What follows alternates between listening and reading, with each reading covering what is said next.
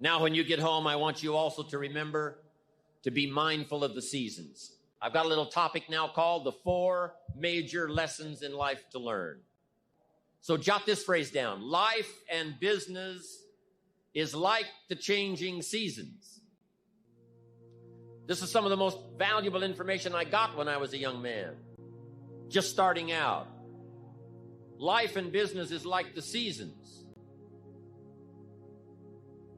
And then here's the next phrase. You cannot change the seasons. That's impossible. You can't rearrange the seasons. You cannot say, well, I'll take 5 harvest times, no winters, a few springs, and a summer or 2. You can't rearrange them. The seasons are going to come however they're going to come, and you cannot change that. So you cannot change the seasons. But make this note. You can change yourself. That was the message I got when I was 25 years old with someone who took the time to teach me. You can change yourself. And by the way, only human beings have this extraordinary ability to make dramatic changes in their life. All of the life forms except human beings are driven by instinct and the genetic code. In America, the goose can only fly south in the winter. And why does the goose have to fly south in the winter in America? Because he's a goose. He can't fly any other direction. But that's not true with human beings. Human beings can go north. They can go south. They can go east. They can go west. Human beings can live one way for 5 years and then tear up that script and live a totally different way the next 5 years. Humans can do that. I'm asking you to utilize your power as a human being and change your life to whatever degree you want it changed. If you want your income to change, I'm telling you it's within your power. Any year you choose, you can make incredible changes in your life. You're not a tree, you don't have to stay. You're not a goose, you don't have to fly south. I'm telling you, anytime you want to, you can say, I'm going to change my attitude, I'm going to change my income, I'm going to change my abilities, I'm going to do more than I've ever done before. Take on that as your God-given right as a human being to change your life to whatever degree you want it to change. So learn the value of the seasons now. You can't change them, but you can change yourself. Now, here's the 4 major lessons in life to learn. Number 1, learn how to handle the winters. It's a fact of life. The winters follow the fall, the harvest. And pray tell how often? 6,000 years that we know of, recorded history. Winter comes after fall. Night comes after day. Difficulty follows opportunity. Recession always comes after expansion. It's been the rhythm of life for the last 6,000 years of recorded history. Now there's all kinds of winters. There's the winter of the season, but there's all kinds of other winters. There's political winters. What a winter that was when the Nazis marched into Prague. What a winter it was when the communists put up the Iron Curtain. What a winter it was when Stalin finally took power in Russia. What a winter it was when Benito Mussolini took power in Italy. What a winter it was in Japan. What a winter it was in many parts of the world back during World War II, one of the longest winters, political winters in recorded history. So the winters are going to come. The winter of sickness, the winter of disappointment, the winter of devastation, social winters, economic winters, personal winters when your heart is smashed in 1,000 pieces and the nights are unusually long. It's simply called wintertime. But the winters are inevitable. So it has been for the last 6,500 years recorded history. You say, well, Mr. Rohn, what can I do about the winters of life? In World War II, we marched against the winter, and finally the spring came. We marched against the tyranny of communism, and finally the walls came tumbling down. We marched against the tyranny of the Nazis, and finally liberated the world for democracy and freedom.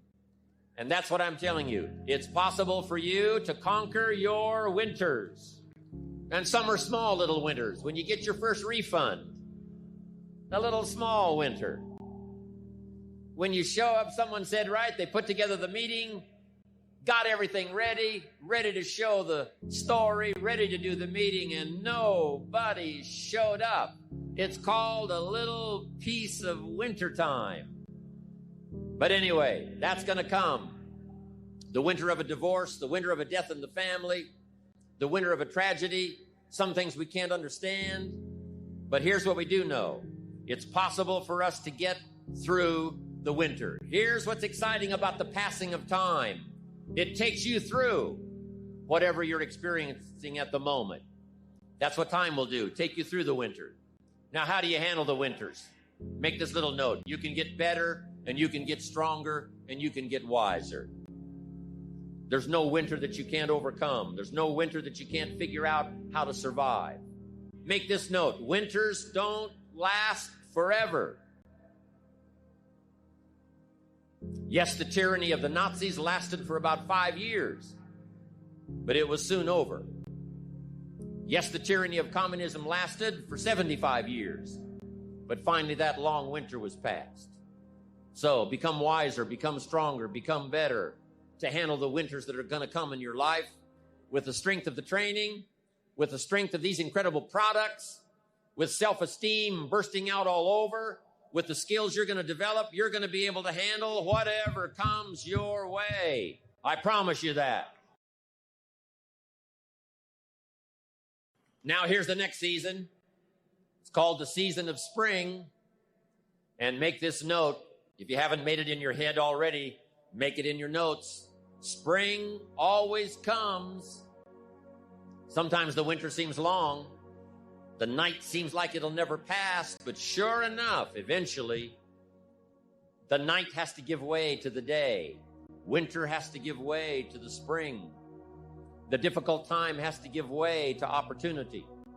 The recession has to give way, finally, to the progression, to the expansion.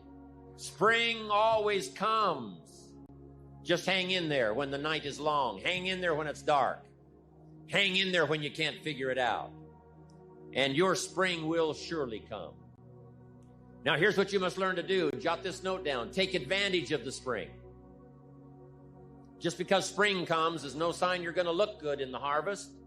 You must do something with it. You must seize that moment.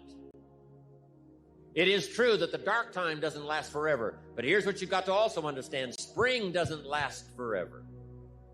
In space language, we call it a window of opportunity. When they get ready to blast off, the rocket's headed for the moon, whatever, there's a certain period of time. That's the time you've got to go. If you don't go then, you've got to wait for another whole cycle to turn. I'm asking you to take advantage of it. Tell the story. Pass out the literature. Make the calls. Conduct the meetings. See the people. Grab and seize this opportunity like you've never seized anything in your life before to make something remarkable of it. Don't be lazy, especially in the spring. Don't be distracted, especially in the spring. What if you asked the farmer to go bowling in the spring? He would think you were insane. The farmer would say you can go bowling in the winter.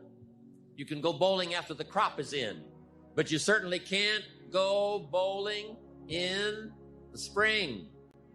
And I want you to know, after this extravaganza, an extraordinary new spring is upon us. If there was ever a time when you get back home, this is the time to massively increase your numbers. Get up a little earlier, stay up a little later, pour it on, take advantage of this spring that's here. Now here's my next point. You've got to take advantage of every spring that comes because there's only a handful. Life isn't forever. It finally comes to an end. One of the Beatles wrote, "All things must pass." The sunrise doesn't last all day. Spring doesn't last all summer. The sunset doesn't last all night. We all have periods of time, pieces of time. And when those pieces of time comes, what you've got to do is take advantage of each time that comes. At the longest, life is brief. At the longest, life is just a small period of time. So don't waste your springs. Don't waste the opportunity to talk to someone. Don't waste the opportunity to have a meeting. Don't waste the opportunity to come to next extravaganza. Don't waste the chance. Each spring that comes, take advantage of them because there's just a few. Don't let them all pass. Take advantage. Now here's number 3. In the course of the seasons, 1 is the winter, 2 is the spring, 3 is the summer. The summer is called challenging time. In the summer, we've got 2 things going for us. 1 is opportunity, but the other is to watch out for your enemies. Nourish your values in the summer. Like a mother, nourish the values. Distributors you've got, make sure that they get plenty of nourishment from you, plenty of training from you, plenty of understanding from you. Don't be short. Don't be careless. Give them your best like a mother would give the best to her child. They deserve the best nourishment you've got. Don't shortchange them on food that'll help them to grow. Don't shortchange them on information that will help them to learn. Don't shortchange them on ideas that'll help them to transform their lives. Be like a mother in the summer and give the best you've got to everybody you can reach and everybody you can touch. It's called opportunity in the making. Be careful of those around you. So remember, it's human beings that make our lives valuable. It's not systems. It's not numbers in the marketing. It's not computers. It's not the printout. It's not points and it's not royalties. What makes us all rich beyond our wildest imagination is people. So be mindful of investing in the summer in every person you can possibly invest in. They will make you wealthy. Now here's what else you must do in the summer. Like a father, you must look out for your enemies. And believe me, we're going to have some. In the political world during our lifetime, there's been many enemies of freedom, enemies of democracy, enemies of free enterprise. It wasn't that many years ago that it was illegal to make a profit in the communist countries. It wasn't that long ago until democracy was not flourishing like it is today. In America, we've had 200 years of freedom and democracy and free enterprise for the last 200 years. But some have not been so fortunate. Some have not been so lucky. Let us learn to appreciate it when it does come our way. But there's going to be political enemies. There's going to be social enemies. I'm asking you to stand at the door. I'm asking you, whatever threatens you, threaten it back. Whatever pushes against you, push it back. Whatever wants to overwhelm you like a father, stand up, take control, and do battle with your enemies wherever you find them. Now, here's one more. We must also deal with the enemies within ourselves. Yes, we've got enemies on the outside. Saddam Hussein takes over Kuwait. We have to put together 500,000 troops, go kick him out of Kuwait so that liberty will continue to flourish. But some of the enemies are not way off in some distant country. Some of the enemies are not personified in the Hitlers of the world and the Stalins of the world. Some of the enemies are a lot closer than that. They are within. And I want to give you a list of some of the things to watch out for when you get back home, called enemies within yourself. Here's the first one: indifference. Whatever you do, practice not being casual. You've got to shake off sometimes the lethargy that would say, oh, well, maybe it's not going to work for me, or I'll just go along and see what happens. I'm asking you, whatever you do, the intensity that you've gathered up here during this extravaganza, I want you to take this same intensity home with you. Don't be casual. Casualness creates casualties. Go home with a renewed intensity. Don't let indifference take over. Here's the next one: indecision. You've got to deal with it. Indecision is called the thief of opportunity. Make decisions even if it's a wrong decision. Do the very best you can, make a decision and go with it. If it doesn't work out because it was a wrong decision, I'm telling you, that gives you experience now to make a better decision. Here's the next one, doubt. We've all got to deal with the enemy of doubt. Cynicism has a unique way of crowding in on all of us. Being cynical about the government, being cynical about banks and money, being cynical about society, being cynical about the past, cynical about the future. I'm asking you, don't let that disease grab you by the throat and ruin your chances to do well.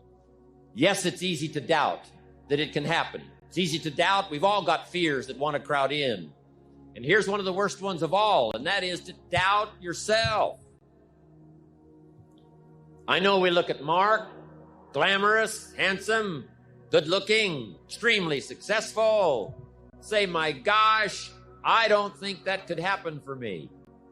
But I want you to know that Mark says, and I say to you, that if it can happen to us, it can happen to anybody in this room. Don't doubt your own ability. Don't doubt your own strength. If Mark can make it through some tough times, you can make it through. If Mark went through some strenuous times, you can go through those strenuous times. When the nights were long for Mark, I'm telling you, he made it. If he made it, you can make it. If I can make it, you can make it. Next is worry. I mean, you know, you got to worry some. But here's the clue. Don't let it conquer you. If it's 2 o'clock in the morning and your daughter's not home, yes, you've got to worry. If you're in New York City and step off the curb and one of those yellow taxis is coming, yes, you better worry. But mark this down. Let worry alarm you, but don't let it conquer you. We all need to be concerned. We all need to be concerned. If there's enemies around, we need to be concerned. If it isn't going well, yes, we need to be concerned. But I'm asking you to let it concern, let it touch you, let it alarm you, but don't let it conquer you. Take all of the worries you've got and try to drive them into the smallest corner you can possibly find. If you don't, worry will be like a mad dog loose in the house. It'll have you in the corner. So whatever your enemies are here, drive them into a small corner. Here's the next one. Over caution. Hey, in the spring, if you're too cautious, you never will plant the seed. If you're too cautious, you won't take the chance. If you're too cautious, you won't step out front. If you're so cautious, you probably never would have done your first meeting. Make this note. You got to take a chance. Drive your tendency to be too cautious. Drive it into a small corner. Yes, you can't be gullible. No, you can't go for everything. Yes, you've got to be careful. Yes, but don't be so cautious that it paralyzes you. Don't be so cautious that it restricts your chance to do better. See if you can't conquer that. Here's the next one. Pessimism. Yes, there's the dark side. Yes, there's the problem side. Yes, there's the difficult side. But I'm telling you, it's not the only side. Yes, the glass is half empty, but it's also half full. Yes, there's the dark side, but there's the light side. Yes, the night comes, but so does the day.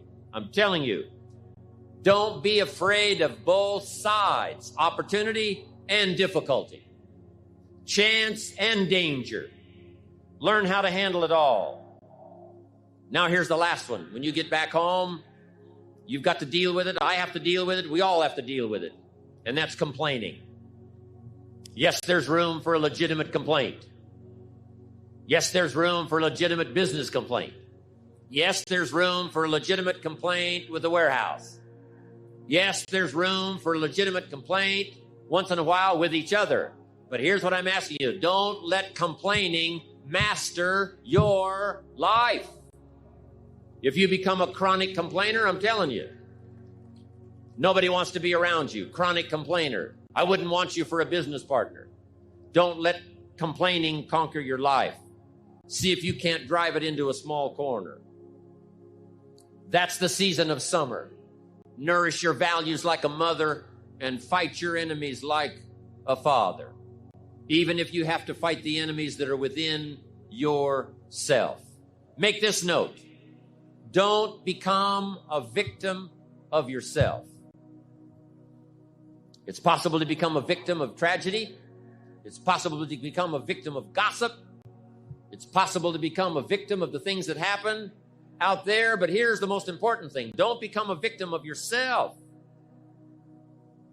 Forget the thief in the alley that's after your purse. What about the thief in your mind that's after your promise? The thief in your mind that says you're too short. The thief in your mind that says you're too tall. The thief in your mind that says, well, yes, it'll happen to people out in California, but it can't happen way over here on this side of the world. I'm asking you to conquer that thief, even though you find him in your own consciousness. I want to reassure you that you can do it. I want you to reassure you that you can make the decisions. I want to reassure you that no matter what the night, no matter what the storm, no matter what the difficulty, there isn't anybody here that can't figure it out, find some things to do, step at a time, yes. Minute at a time, yes. Day at a time, yes. Week at a time, yes. But there isn't anything you can't walk away from. There isn't any challenge you can't overcome. I want you to have that kind of belief in yourself. Now here's the last season. It's called the season of harvest. After the long summer that we've been faithful, we've been disciplined, we've nourished our values like a mother, we've fought our enemies like a father, then, as one writer said of ancient script, in due time, your harvest will come. And I want to give you that promise today one more time. I want to remind you of the seasons. Your day will come. Your harvest is sure. It'll be there for you. And then you'll be able to say, by gosh, the hard work has paid off. The lonely nights have paid off. Working hard every day has paid off. And my harvest has finally come. Now, a couple of things I want you to think about now in the harvest time. Here it is. Accept your personal harvest with full responsibility. No need to complain because it's your crop. So whatever your harvest is, you've got to say, that's my harvest. Don't complain. Take responsibility. Now here's the next one. Don't apologize.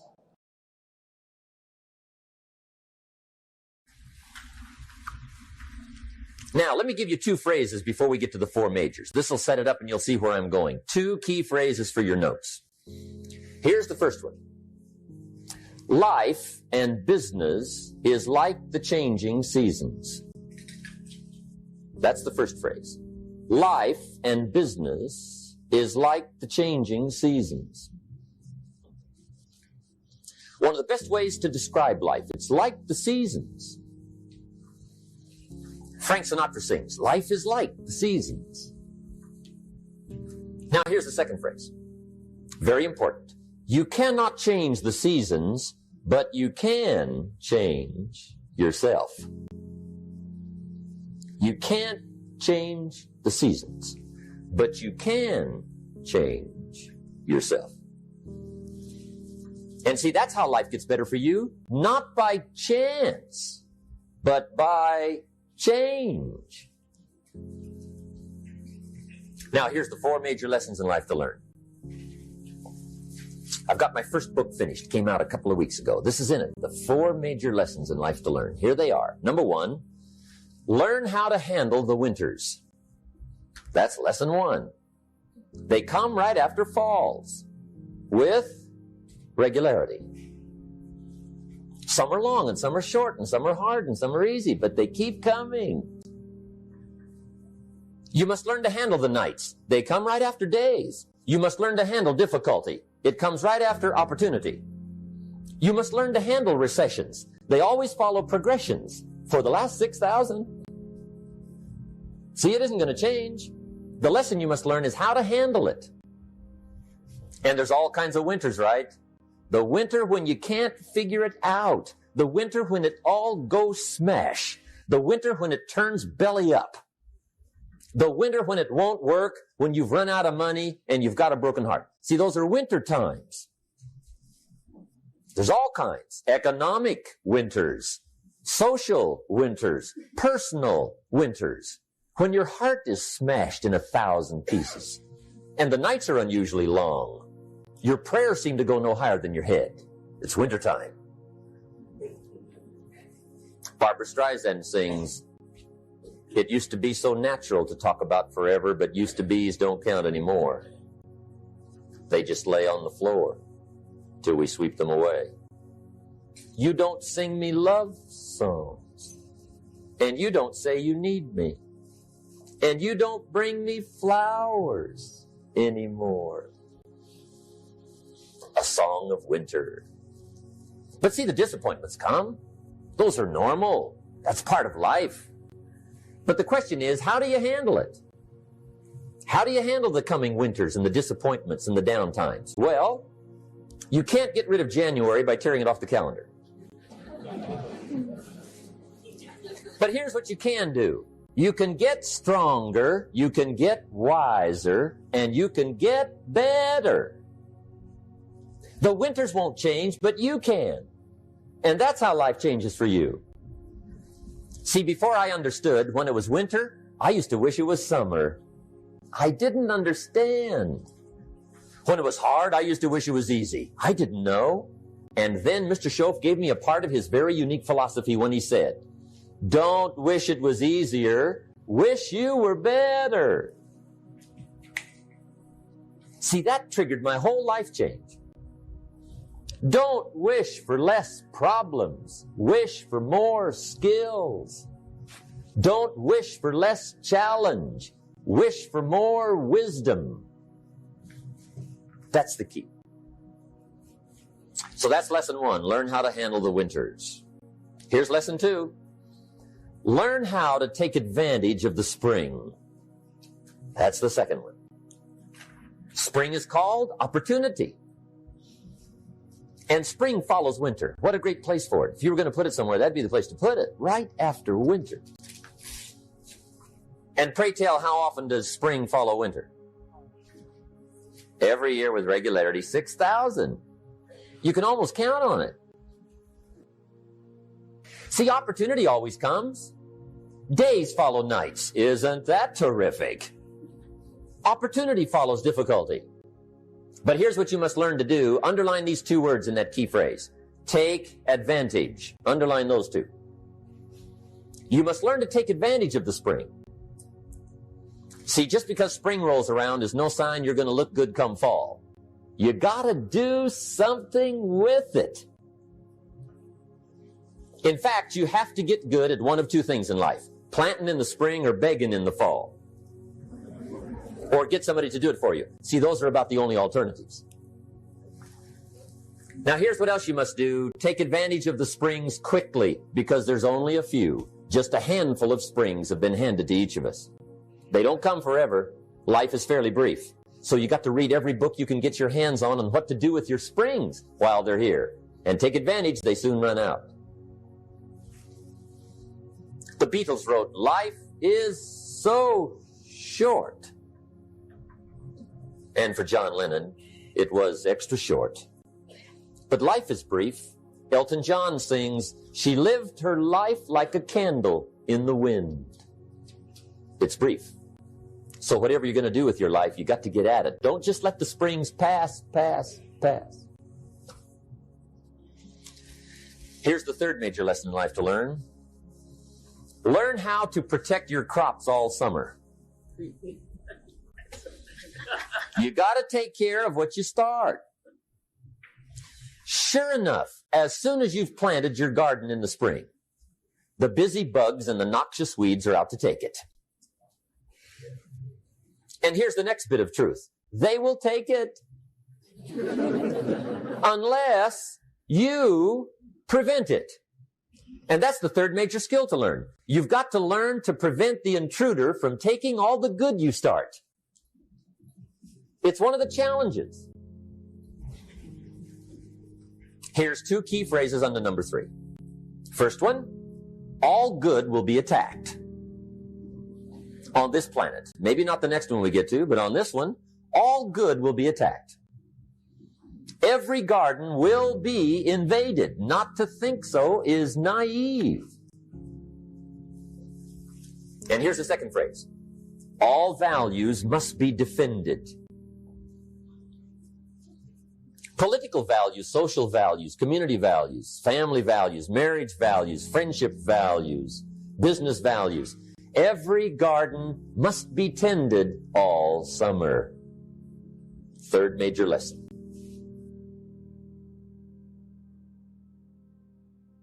Now here's number 4. Fourth major lesson in life to learn. Learn how to reap in the fall without complaint. Learn to reap come harvest time without complaint. Take full responsibility for what happens to you. It's one of the highest forms of human maturity, accepting full responsibility. It's the day you know you've passed from childhood to adulthood, the day you accept full responsibility. And another note, learn to reap in the fall without apology. Without apology if you do well, and without complaint if you don't. That's maturity. I used to have that long list of reasons why I wasn't doing well. To explain. You got to explain, right? Otherwise you're going to look bad. I used to have this funny list called Reasons for Not Looking Good.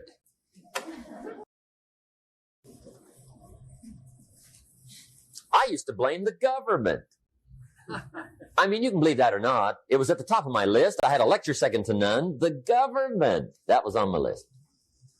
I used to blame taxes. Look what you got left after they take everything. And they expect you to do well. That was on my list there. Prices, that one's easy, right? You walk into the supermarket with $20, come out with a little half bag. So I had that on my list. I used to blame the weather. I blamed the traffic. I used to blame my car. I blamed the manufacturers. I used to blame the company. I blamed company policy. I used to blame the training program. I blame my negative relatives. They were always putting me down. I blame my cynical neighbors. They're just selfish, looking out for themselves. Won't loan you money? They were on my list.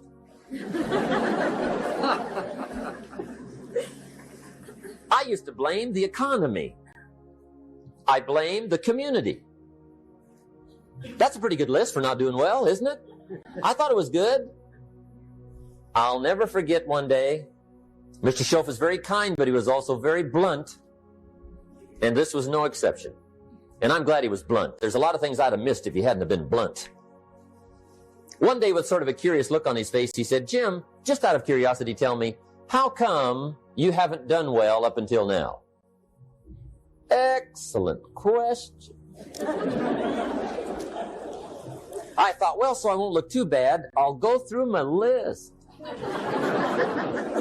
And this list I just gave you, I put that on him. And he was very patient. He let me go through the whole thing, the government, the weather. I went through this whole thing. When I finished, he looked my list over very carefully. He said, Mr. Rohn, big problem with your list. You ain't on it. How brilliant.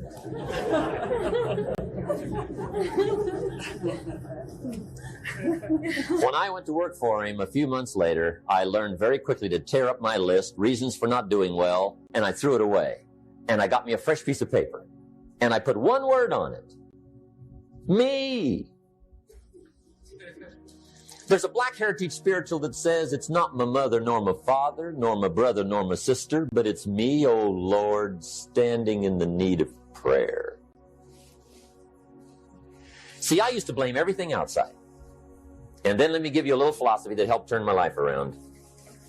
For your notes, here it is. It's not what happens that determines the quality or the quantity of your life. It's not what happens. And the reason is because what happens to about everybody. No different. The sun went down on all of us last night. A common event, a happening. And I found out that the same things can happen to two different people. One gets rich and one stays poor. Why is that? It's because it's not what happens, but rather it's what you do that changes everything. So that's a key phrase. It's not what happens, it's what you do. What happens is about the same. You might put that in parentheses here. Same. What people do, that's what's different. Somebody says, yeah, but you don't understand the disappointments I've had. Come on. Everybody's had their share. Disappointments are not special gifts reserved for the poor. Everybody has them. The difference is what you do about them. So here's one of the key questions of the evening. Starting tomorrow, what are you going to do that'll make a change in your life's direction? Good question. What are you going to do starting tomorrow that'll make a difference? Now, see, if you don't do something starting tomorrow that'll make a difference, guess what? It's going to be the same. And see, that way you can guess what the next 5 years are going to be like. Look at the last 5. Because the next 5 are going to be like the last 5 unless you, major key, tomorrow, change it all. Or change a little, or change something, or don't change. It's choice time. You can do whatever you want. But it's nice to know any day you wish you can change your whole life. What can you do starting tomorrow that'll make a difference? Good question. What can you do with economic chaos, massive disappointment? What can you do with a broken heart? What can you do when it won't work? Good question.